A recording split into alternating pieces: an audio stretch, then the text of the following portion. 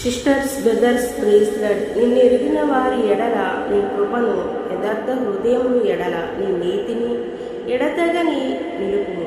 కీర్తనాకారుడు చేసిన అమూల్యమైన ప్రార్థనలో ఇది ఒకటి. ప్రపంచంలో దేవుణ్ణి తెలుసుకోవడం కన్నా ప్రాముఖ్యమైన అంశం మరొకటి లేదు. భౌతికమైన ఏదో కొత్త విషయాన్ని తెలుసుకోవడం ద్వారా శారీరకంగా ఎంతో కొంత మేలు జరగవచ్చు. కానీ క్రీస్తు ప్రభువుని తెలుసుకొనుట ద్వారా ఒక వ్యక్తి నిత్య జీవాన్ని తెలుసుకుంటాడు. అంతకన్నా మానవ జీవితానికి ధన్యత ఏముంది? సిలువలో క్రీస్తు ప్రభువును రుజువుపరిచిన నిస్వార్థమైన ప్రేమను తెలుసుకున్నవాడు లోక ప్రేమను వెంబడి తన జీవితాన్ని వ్యర్థపరచుకోడు. దేవుడి కోసం పరిశుద్ధంగా బ్రతకాలి అని నువ్వు ప్రతిసారి అనుకుంటా ఉన్నావు, కానీ ప్రతిసారి పడిపోతా ఉన్నావు. నీ వల్ల అవ్వట్లేదే.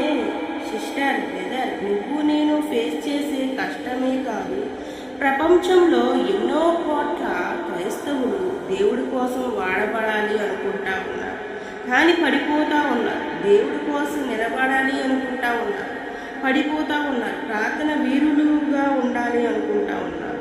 వారం రోజులు అయిన తర్వాత, నెల రోజులు అయిన తర్వాత వారి జీవితం మళ్ళీ అదే బ్రతుకుతూ ఉన్నారు.